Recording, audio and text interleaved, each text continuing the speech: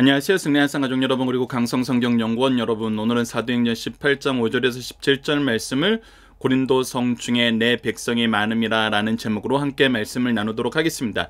이제 고린도 교회에서의 본격적인 선교 활동에 대해서 성경 말씀은 우리에게 이야기해 주고 있습니다. 자, 5절 말씀을 봅시다.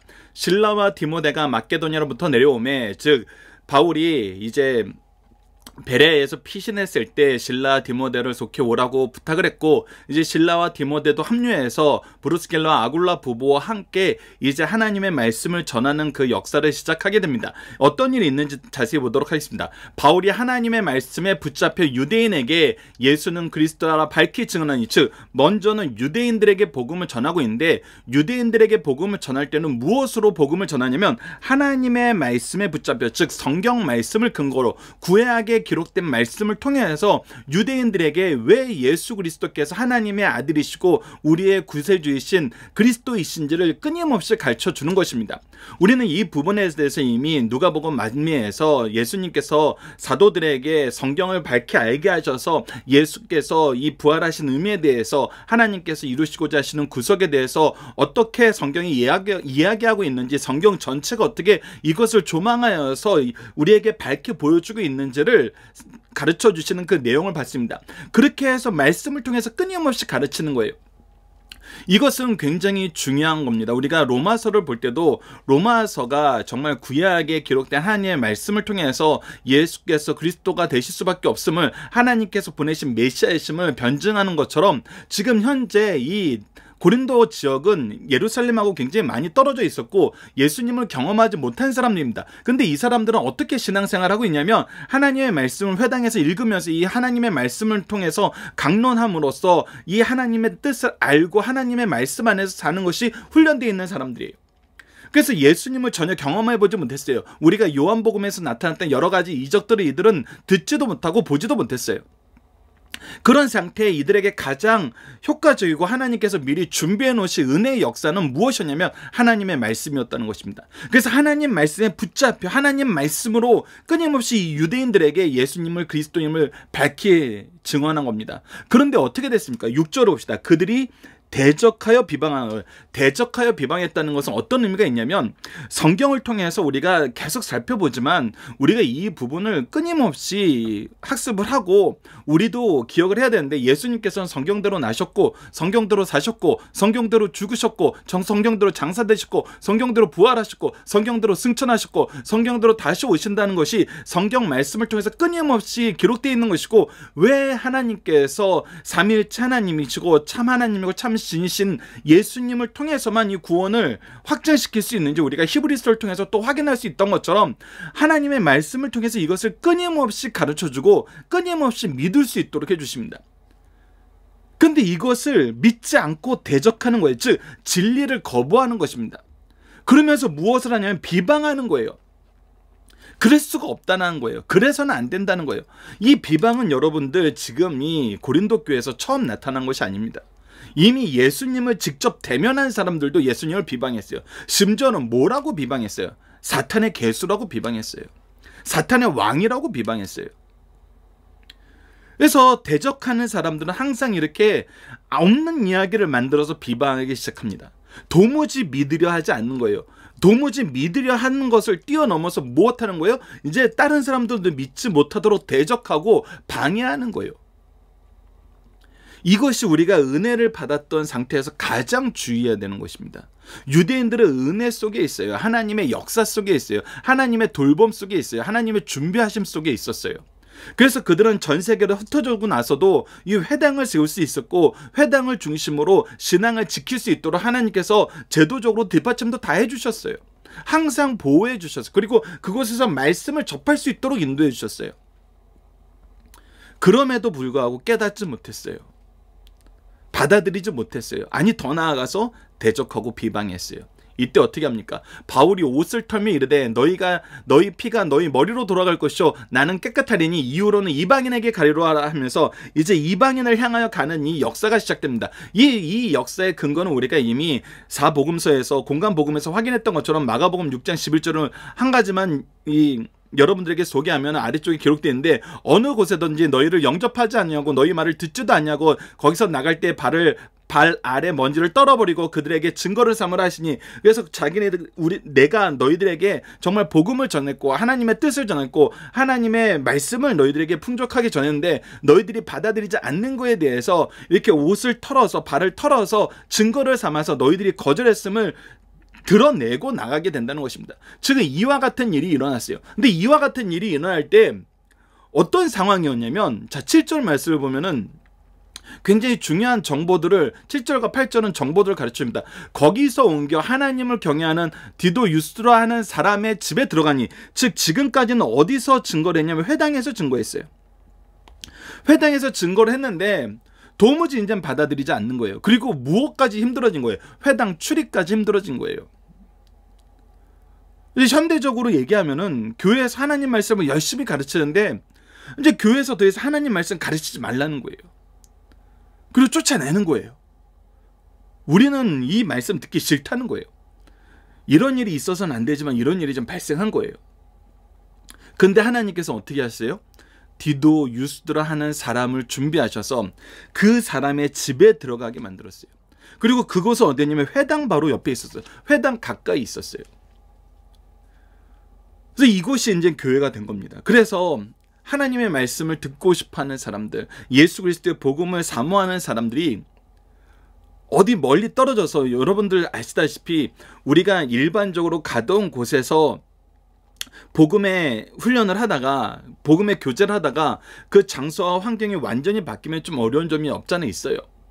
그런데 정말 여기서는 디도 유스도로를 미리 준비하셔서 바로 그 자기 집이 회당 옆에 있으므로 사람들이 헷갈리지도 않고 더 다른 환경으로서 급속하게 바뀌지도 않고 이곳에서 계속해서 하나님의 말씀을 듣는 그 역사를 경험하게 된 거예요. 더 나아가서 8절 봅시다. 또 회당장 그리스도보가 온 지방과 더불어 주를 믿음에, 이 회당의 담당자들도, 책임자도 어떻게 됐어요? 예수 그리스도의 복음을 받아들였어요. 그러니까 이건 어떻게 된 거예요? 이 회당장이 같이 나오게 된 거예요. 누구와 함께? 이 디도 유스드로와 바울과 함께, 믿는 사람들과 함께 온 집안이, 자기만 그런 것이 아니라 온 집안이 더불어 주를 믿게 되고, 이제 이곳이 어떻게 되냐면 수많은 고린도 사람들도 믿고 믿어 세례를 받더라. 그래서 이 안식일에 이 복음의 역사가 일어날 때 나타났던 특징 중에 놀라운 것이 무엇이냐면, 안식일에 회당은 시간적으로는 안식일에 모이고 공간적으로는 회당이라는 그 공간 안에서 사람들이 생활을 했어요. 그래서 어떻게 보면 이곳은 어떻게 보면 정해진 시간, 정해진 장소 안에서만 어떻게 보면 갇혀있는 모임의 형태였어요. 그러나 이 디도 유스도라 이 집으로 바꾸면서 오히려 말씀을 듣고 말씀을 나누고 말씀 안에서 교육받는 것이 시간과 장소의 영역에서 해방이 되고 오히려 더 자주 모이고 더 많이 배우게 되고 더 열심으로 이 일을 나눌 수 있게 된 거예요.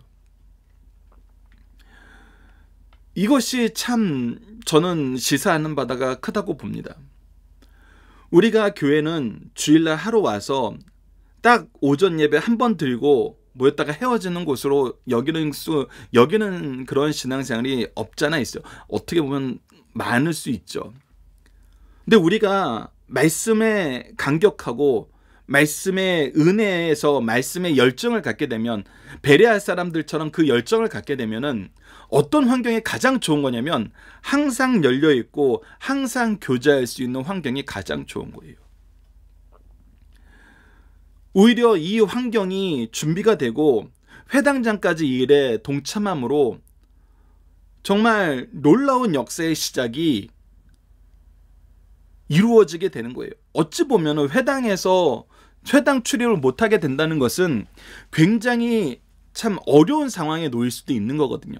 근데 오히려 어떻게 되는 거냐면 더 놀라운 부흥을 이룰 수 있는 기초와 환경을 정말 이전에 가지고 있던 환경보다는 훨씬 더 안 좋아졌지만 더 큰 은혜를 누릴 수 있는 그런 준비를 하나님께서 보여주고 계시는 거거든요.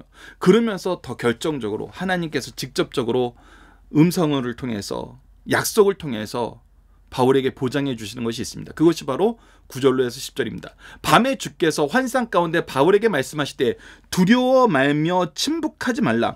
즉 지금 회당에서 나왔다고 두려워하거나 침묵하지 말라. 이들이 이것을 대적하고 비방한다 그래서 두려워하거나 침묵하지 말고 뭐하라? 말하라. 말하라. 전하라. 그리스도의 복음을 전하라. 이 전할 때 어떻게 하신다? 10절 내가 너와 함께 있고 첫 번째입니다. 어떤 사람도 너를 대적하여 해롭게 할 자가 없나니 두 번째입니다. 그리고 이렇게 매개해야 되는 이유가 뭐냐면 세 번째, 이는 이 성 중에 내 백성이 많으니라. 하나님께 돌아오기로 작정된 자는 다 믿게 된다는 이 언약처럼 이곳에도 하나님께서 미리 준비하시고 선택하신 하나님의 백성이 많이 있다는 거예요.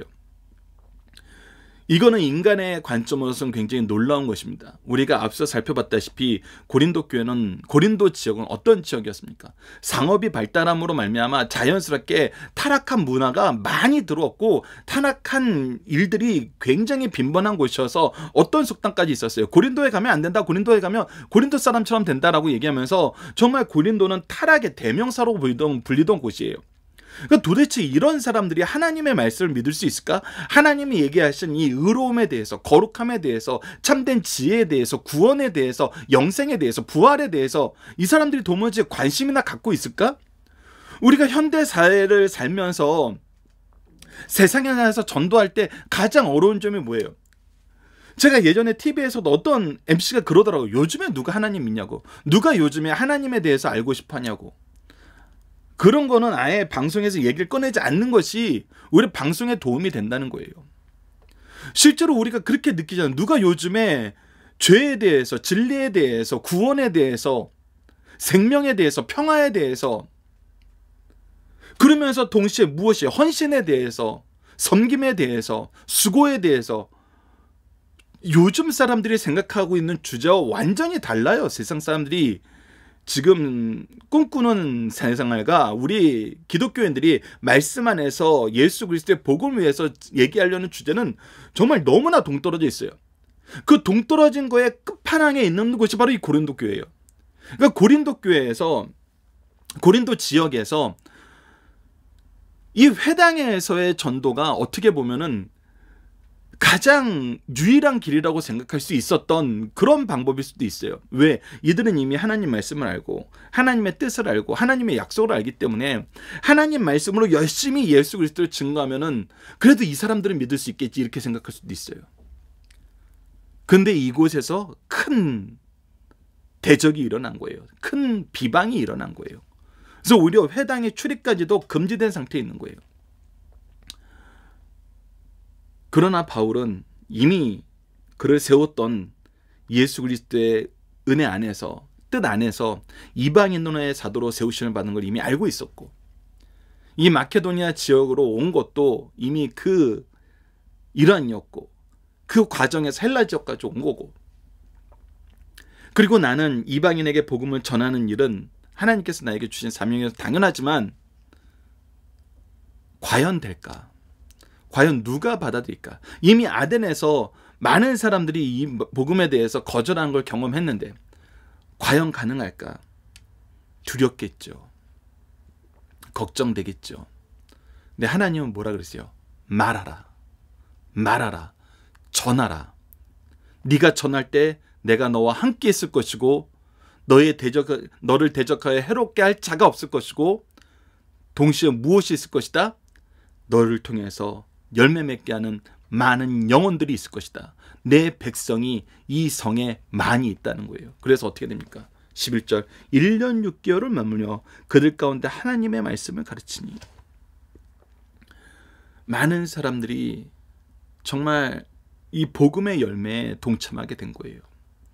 여러분들 1년 6개월이라고 했을 때 지금처럼 우리가 주일날 하루 모여서 했을까요? 절대 아닙니다. 말씀을 날마다 상고하고 날마다 가르치고 날마다 교제하면서 놀라운 역사가 일어나는 거예요. 그러자 어떻게 되는 겁니까? 이 유대인들의 대적과 비방이 점점 커지는 것입니다. 그래서 갈리오가 아가야 총독이 되었을 때, 즉 1년 6개월 정도가 지났을 때 이제 유대인들이 도무지 참을 수가 없는 거예요. 이게 여러분들 보십시오. 구약에는 이미 온 백성이, 만 백성이 하나님께 나와 찬양하고 하나님을 믿게 된다는 선지자의 예언들이 기록되어 있어요. 그러니까 1년 6개월을 살펴보면은 1년 6개월 동안 선포되는 말씀을 듣고 말씀을 통해서 이루어지는 복음의 역사를 보면은 앞서 얘기했다시피 세상적인 관점으로 봤을 때는 고린도 지역에 도무지 하나님 말씀을 듣고 믿을 수 있는 사람이 있을까라는 정말 회의가 들 정도로 타락한 곳이에요. 근데 이곳에 은혜가 넘치는 거예요. 역사가 넘치는 거예요. 믿고 돌아오는 사람들이 많아지는 거예요. 이거를 보면은 자기네들이 지금 무엇을 잘못 생각했는지, 하나님의 역사가 증거되고 있고 증명되고 있는데 우리가 이들을 대적하고 비방하는 것이 옳은지 말씀으로 살펴봐야 될 거 아니에요. 삶으로 되돌이켜 봐야 될 거 아니에요. 기도하고 정말 금식함으로 하나님께 뜻을 구해야 될 거 아니에요. 근데 이들의 태도는 하나님께로 돌아오는 것이 아니라 죄악으로 더 가까이 가면서 더 큰 죄악을 불러일으키는 그런 삶으로 갑니다. 그래서 갈리오가 아가야 총독이 되었을 때 유대인이 일제히 일어납니다. 일제히 이제 대항을 하기 시작한 거예요. 이제 집단 활동을 하기 시작하는 거예요.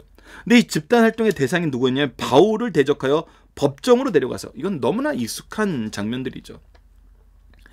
공개적으로 바울을 이젠 공격하겠다는 거예요.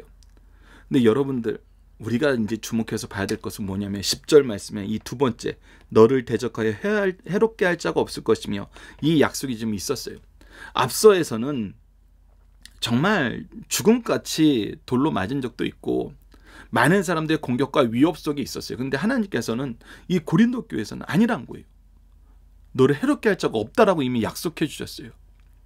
근데 지금 유대인들이 일제히 일어나, 이 복음의 장자들이 일제히 일어나서 바울을 대적하고 있어요. 바울은 어떤 마음이었을까요? 그의 마음에는 하나님의 약속이 있기 때문에 담대하였을 것입니다. 그리고 나서 이야기가 이제 이상하게 흘러갑니다. 유대인들이 일찍 일어나서 대적할 때, 앞서 다른 도시에서 대적할 때 어떻게 했어요?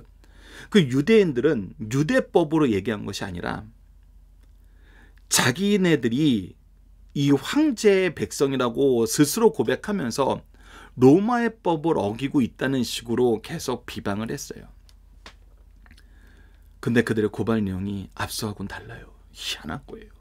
13절부터 말하되 이 사람이 율법을 어기면서, 이게 이제 헬라 지역에서 지내는 사람들이 보면은 이게 정말 이해가 안 되는 거예요. 율법을 어기면서 하나님을 경외하라고 사람을 율법하고 하나님은 좀 이해를 가지고 있는 사람은 이것이 고소 내용 자체가 모순이라는 걸 알아요. 하나님이 주신 것이 율법이에요. 그런데 율법을 어기면서 하나님을 경외하라고 권한다는 것은, 율법을 어기면 하나님을 경외하는 게 아니고 하나님을 경외하면 율법을 지킬 수밖에 없어요. 근데 이게 고발 자체가 모순되는 거예요. 그리고 이 모순되는 이 내용이 뭐냐면 철저하게 유대 종교적인 거잖아요. 그래서 이렇게 고발한 내용에 바울이 입을 열고자 할 때 오히려 갈리오가 먼저 유대인에게 이런데 뭐라고 하냐면, 너희 유대인들이 만일 이것이 무슨 부정한 일이나 부당한 행동이 있으면, 즉 이 바울에게 정말 이 바울이 사기꾼이고 나쁜 놈이고 행동하는 것이 악한 것이 있으면은 내가 너희의 말을 들어주는 것이 아니라, 너희들이 이렇게 들고 일어나서 고발하려고 왔을 때 내가 너희들의 얘기를 들어주는 게 맞지. 내가 그렇게 그걸 위해서 총독이 되었지. 근데 만일 문제가 언어와 명칭과 너희의 법, 즉 이것은 무엇이냐면 종교법이란 거예요. 종교적인 문제라면은, 야, 로마가 종교의 자유가 있고 너희들이 쓰는 언어 안에서, 너희들이 이런 명칭 안에서 그 명칭에 대한 정의와 사용 방법이 혼동이 있는 거 아니야. 너희들도 얘기하는 것이 앞뒤가 맞지 않잖아. 그러니까 이것은 지금 내가 할 것이 아니라 너희가 스스로 처리해야 되는 일이야. 나는 이런 일에 재판장이 되기를 원치 않아. 이건 내 일이 아니야. 너희들 내 일이 아닌 것으로 지금 나를 괴롭게 하고 이 성에서 소동을 일으키고 있는 거야 라고 얘기해 버리는 거예요. 그리고 어떻게 해요? 그들을 법정에서 쫓아내 버렸어요.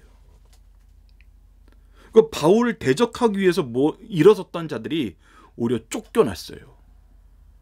그리고 어떤 일이 생깁니까? 모든 사람이, 여기서 있는 모든 사람은 학자들의 연구에 의하면 지금 이것을 고발하기 위해서 일찍 일어났던 유대인들을 얘기하는 것이 아니라 이 고린도 지역에 사는 사람들로 봐요.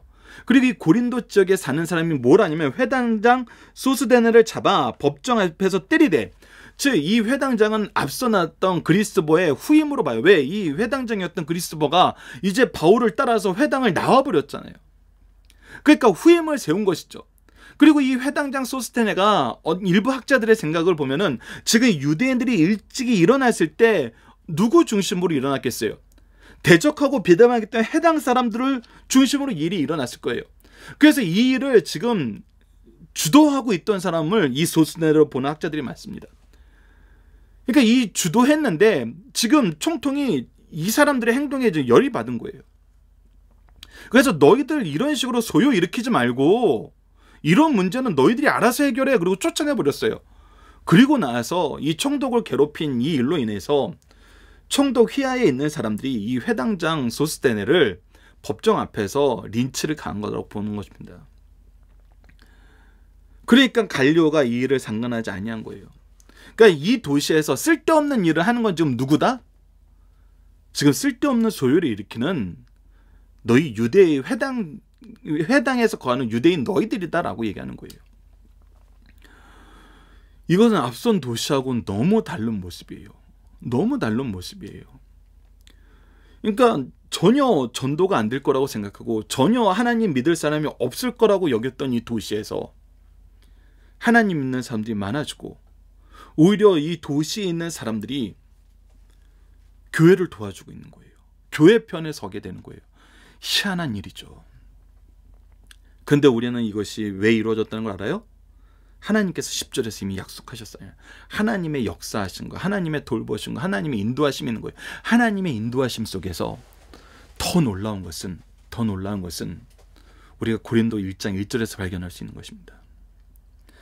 1장 1절 아래 적어놨는데 한번 봅시다. 하나님의 뜻을 따라 그리스도 예수의 사도로 부르심을 받은 바울과 형제 소스데네는, 즉 그리스도의 후임자로서 회당장이 되었고 이 소요의 대표가 되어서 이 고발을 주도했던 이 소스데네가 무엇이 됐어요?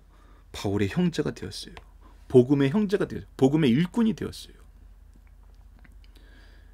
여러분들, 이 고린도 교회에 나타난 은혜는 정말 너무나 환상적인 거랍니다. 그가 지금은 대적하고 비방하는 사람들이 앞장서서 살았는데 나중에는 이 고린도 교회에 복음의 일꾼으로서 세우심을 받아서 함께 사역하는 사람이 됐다는 것입니다. 우리가 이것을 보면서 항상 우리에게 주신 하나님의 사명과 우리가 앞으로 대하는 모든 사람들에 대해서 우리가 함부로 판단하면 안 되고, 우리가 또 함부로 실망해서도 안 돼요. 함부로 좌절해서도 안 돼요. 오직 하나님의 뜻과 하나님의 계획을 인정하고 의지하면서 신실하게 충성하는 삶을 살아야 될 것을 보여줍니다. 그리고 이러한 역사가 사실 앞으로 우리 세대가 또 경험할 역사이고 우리에게 약속한 역사임을 우리는 또 기대하게 되는 것입니다. 왜? 이 나라에도 이러한 역사가 많이 있었거든요. 자, 본문 묵상하기를 봅시다. 바울은 동역자들과 함께 더욱 무엇에 있습니까? 하나님 말씀에 붙여서 하나님 말씀으로 예수님께서 그리스도이심을 더 힘써 증언하였어요. 선교지마다 바울이 직면하는 현실은 무엇입니까? 이것을 대적하고 비방하는 자들이 있다는 거예요. 선교지마다 바울이 직면하는 하나님의 능력의 열매는 무엇입니까? 대적하고 비방하는 사람도 많은데 하나님께서 반드시 열매 맺고 동역하게 하시고 열매로 허락해 주신 일꾼들이 너무나 많다는 것입니다. 그리고 네 번째, 주님은 고린도에서 바울의 사역을 어떻게 인도하십니까? 전하라 그러시면서 두려워하지 말라 그래요. 내가 너와 함께 할 것이고 너를 해할 자가 없을 거라. 그리고 이곳에 하나님의 말씀으로 돌이켜서 하나님의 백성이 될 사람들이 많다는 거예요. 그래서 그 말씀을 힘입어서 더 열심히 1년 6개월을 머물면서 하나님 말씀을 가르칩니다. 자, 악한 자들은 어떤 말과 방법으로 복음을 반대하나요? 그들이 말이 안 되는 이 이론에 맞지 않는, 즉 거짓말로 항상 복음을 반대해요. 그리고 때로는 폭력적인 방법으로 이 복음을 반대를 해요. 이것을 볼 때 우리가 항상 주의해야 됩니다. 우리가 복음을 위한 일을 한다 그러면서, 우리가 교회를 위한 일을 한다 그러면서, 우리가 가정을 위한 일을 한다 그러면서 거짓말과 폭력이 있을 때는 여러분들 이거 우리 제대로 하는 거 아니에요. 한 사람 한 사람 이거 마음속에 잘 담아두셔야 됩니다. 우리가 절대로 하나님의 일을 할 때 거짓과 폭력이 함께 할 수 없습니다. 거짓과 폭력이 있다면 여러분들 속히 나오십시오. 절대 그것에 동참하시면 안 됩니다. 자, 본문의 중심 사상입니다. 첫 번째, 바울 사도의 애족하는 정신은 신앙, 성교에도 더욱 확실하게 드러납니다. 그러나 유대인들의 박해는 여전하였어요. 이때도 하나님께서 바울과 동행하셔 동역자로 아굴라 부부를 허락하신 것 같이 회당장 그리스도의 마음을 열어 믿음으로 함께함으로써 수다한 고린도 사람들을 믿게 하였어요. 우리가 하는 일이 어려워지고 효과가 없어 보일 때에도 하나님의 동행하심을 믿고 살아가면 뜻밖의 고린도의 밝음과 같은 상황이 찾아오리는 것을 가르쳐주고 있습니다. 죄가 많은 곳에 사랑이 많다는 겁니다. 로마서 5장 20절 말씀을 먼저 읽도록 하겠습니다. 율법이 들어온 것은 범죄를 더하게 하려 함이라. 그러나 죄가 더한 곳에 은혜가 더욱 넘치나니 라고 얘기하면서 죄를 깨닫게 되었을 때 하나님의 구원의 은총이 얼마나 큰지 우리는 더 새롭게, 더 놀랍게 경험하게 되는 것입니다. 죄악의 도성 고린도를 복음으로 공략하는 바울에게는 새로운 동역자를 주심도 감사한 일인데, 새로운 환상 중에 이 성 중에 내 백성이 많음이라 하시면서 바울을 격려했어요. 동시에 죄악으로 버림받은 도시 같은 고린도에도 택한 백성이 많다는 희망적 사실을 알려주셨어요. 우리가 보기에 도저히 구원받을 수 없는 같은 지역이나 사람일지라도 하나님의 생각은 다를 수 있으므로 속단하지 말고 전도하에 최선을 다하는 성도 될 것을 가르쳐줍니다. 세 번째, 교회의 일이나 신앙 문제를 가지고 세상 법정의 판결을 요구하는 것은 하나님의 영광을 모독하는 범죄 행위라는 것입니다.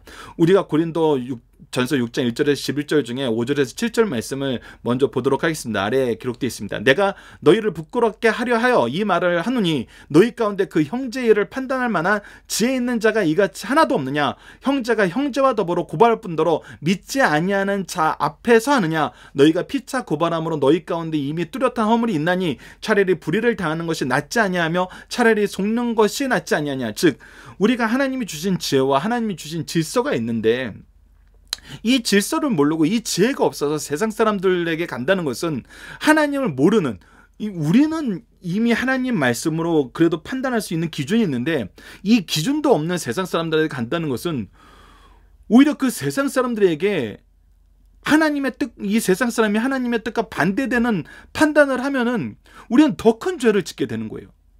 더 악한 결과를 그냥 우리가 받아들여야 돼요. 이건 미련한 짓이란 거예요. 하나님의 뜻을 알고 하나님의 말씀이 함께 있는 너희가 왜 하나님의 말씀이 없는 자의 손에 너희들의 행동을 맡기냐는 거예요. 그럴 바에는 차라리 더 큰 죄로 가기 전에 차라리 지금 속고 넘어가라는 거예요. 하나님께 맡기고 그냥 헌신을 하라는 겁니다. 그래서 봅시다. 또 세상에는 지혜로운 법관이 정치와 종교를 잘 구별하여 처신하는 것이 좋으나 종교적 폭력까지 묵인하는 것은 직무유기입니다. 책임 있는 자리에 있는 사람들은 그 일의 책임을 최종적으로 하나님께 진다는 사실도 가르쳐줍니다. 우리는 주어진 자리에서 범사에 책임감 있게 충성을 다해야 될 것을 가르쳐줍니다. 역사적 배경 속에서 세워진 고린도 교회를 가르치기 위해 바울 사도는 세 편의 서신을 썼는데 한 편은 없어졌고, 그렇지 고린도전서 5장 9절에 기록되어 있습니다. 두 편은 고린도 전후서로 우리에게 지금 남겨져 있습니다. 고린도에서 최초의 서신인 데살로니가 전후서를 썼고 그 후 3차 선교 여행 때에는 고린도 교회에서 로마서를 쓰게 되는 것을 우리가 보게 됩니다. 자, 본문 다짐입니다. 첫 번째, 고린도에서 하나님이 바울보다 먼저 하신 일은 무엇입니까? 바로 브루스길라와 아굴라를 만나게 하셨고 회당장 그리스도보가 또 디도를 통해서 장소로 허락받고 이곳에서 하나님의 말씀에 이 보장을 받을 수 있도록 회장당 그리스도버가 하나님을 믿고 온 집안이 더불어 함께 이 헌신하게 되는 역사가 있었어요. 두 번째, 주께서 바울에게 약속하신 내용은 무엇입니까? 이곳에 대적할 자가 없고 이 성중에 백성이 많다는 거예요. 하나님은 이 약속을 미리 주시고 이 약속을 인정하고 의지함으로써 충성할 수 있게 해주시고 고난에 대하는 하나님의 일꾼들에게 그 마음의 평안을 주신다는 거예요. 우리가 이제 이 세상을 두려워하지 않고 우리가 우리의 사역에 대해서 의심하지 않게 된다는 거예요. 하나님은 항상 우리를 이렇게 지도해 주신다는 것입니다. 그 부분은 우리가 본문 적용하기 위해서 좀 더 보도록 하겠습니다. 하나님은 환난과 핍박 속에서 우리를 어떻게 인도하시나요? 고린도전서 10장 13절을 보시다. 사람이 감당할 시험 밖에는 너희가 당할 것이 없나니 오직 하나님은 미쁘사 너희가 감당하지 못할 시험 당함을 허락하지 아니하시고 시험 당할 쯤에 또한 피할 길을 내사 너희로 능히 감당하게 하시느니라. 하나님은 우리보다 하나님이 더 잘 아세요. 그리고 우리에게 어떤 일이 필요하고 어떤 상황에 놓였을 때 우리가 이길 수 없는지도 아세요. 그래서 하나님은 우리가 감당할 수 있는 시험을 주심으로 우리가 능히 이기고 성장할 수 있도록 하시고 하나님을 더 의지하게 만드시고 우리가 감당하지 못할 때는 하나님께서 우리를 보호하시고 피하게 하신다는 거예요. 그래서 이 일을 통해서 우리가 항상 바라봐야 될 것은 이 하나님을 신뢰함으로 우리가 세상을 보는 거예요. 이 하나님을 신뢰함 없이 세상을 보면은 세상에서 얘기하는 것들이 너무나 무섭고 두려운 게 많죠.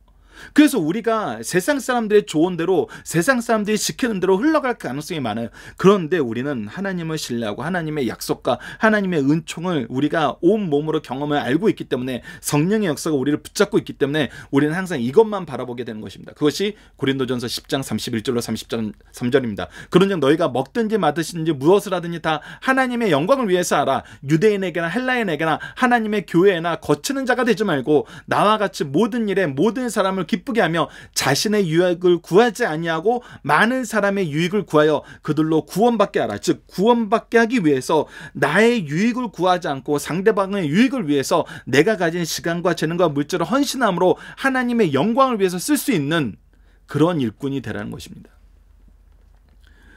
여러분, 우리 믿음의 선조들이 얘기한 얘기 중에 그런 것이 있잖아요.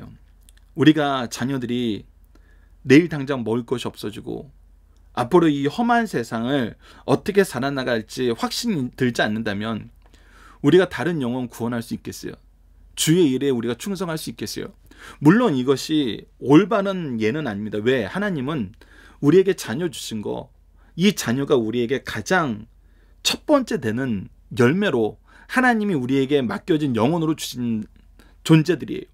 그리고 우리가 성경 말씀을 통해서 보게 되는 것처럼 이들은 이제 지금은 나에게 양육받고 나의 보호하에 있어야 되지만 나중에는 우리의 동역자가 될 거고 그 이후에는 우리보다 더 큰 일을 한 하나님의 능력 있는 역사의 주인공들이 될 존재들이에요. 그러니까 우리가 이들을 버려놓는다는 건 말이 안 돼요. 이들과 함께하게 하시죠. 그런 함께하게 할 때 우리가 세상적인 기준으로 세상 자녀들을 양육해야 된다 그러면은 정말 대한민국에 있는 대부분의 교육자들은 정말 교회에 충성할 수 없습니다. 당장 아이들 학원 보낼 돈도 없고 등록금도 구하기 힘든데 무슨 수로 실제로 한국에 있는 미자립 교회들은 어찌 보면 현실적으로 다음 달 월세 낼 돈도 없는데 무슨 수로. 근데 우리가 우리의 기준으로 이 세상을 보는 게 아니에요. 학원이, 대학이, 직장이 우리 인생을 구원하는 게 아니라는 거예요. 그리고 대학은, 직장은 우리에게 필요한 여러 가지 상황과 여건과 필요한 그런 물질이나 시간이나 재능들은 하나님이 필요에 의해서 우리에게 공급해 주시는 거예요. 무슨 필요에 의해서? 그들을 구원받게 하시려는 하나님의 역사에 필요하다면 하나님이 얼마든지 주세요. 얼마든지 주세요. 그래서 우리가 로마서 8장 32절에 무엇을 보니까 그 아들도 아끼지 아니하신 분이 우리를 위해서 무엇을 아끼시겠냐는 거예요. 하나님 우리에게 모든 것을 주길 원하세요. 무엇할 때? 하나님과 함께 할 때, 하나님과 동행할 때, 하나님의 뜻과 계획 안에서 살 때. 그래서 사실 우리가 자녀들에게 줄 수 있는 가장 큰 유산은 하나님 바라보고 하나님 뜻에 순종하라는 거예요. 그 삶의 모습 우리가 먼저 누리고 그들에게 증거가 되는 거예요. 그래서 우리가 하나님의 뜻 안에 있으면 환난과 핍박이 두렵지 않습니다. 하나님의 은혜 안에 있으면 이것들에 의해서 흔들리지 않아요. 우리가 갈 길은 주의 길이란 겁니다. 이번 주 공동 기도 제목은 날마다 말씀을 묵상하고 하나님의 뜻과 계획에 순종하며 복음의 열정을 가지고 수고하는 삶을 살게 해주소서입니다. 오늘 본문 말씀을 통해서는 때로는 우리를 연단시키기 위해서, 때로는 회개하게 하시기 위해서, 때로는 복음을 위해서 어려움에 처하게 하시는 하나님, 그러나 이 모든 것을 통해서 우리를 의의 도구로 사용하시고 거룩함으로 나아가 승리하며 축복의 통로로 쓰임받기에 부족함이 없도록 인도하시는 하나님의 역사임을 확인하게 하시니 감사합니다.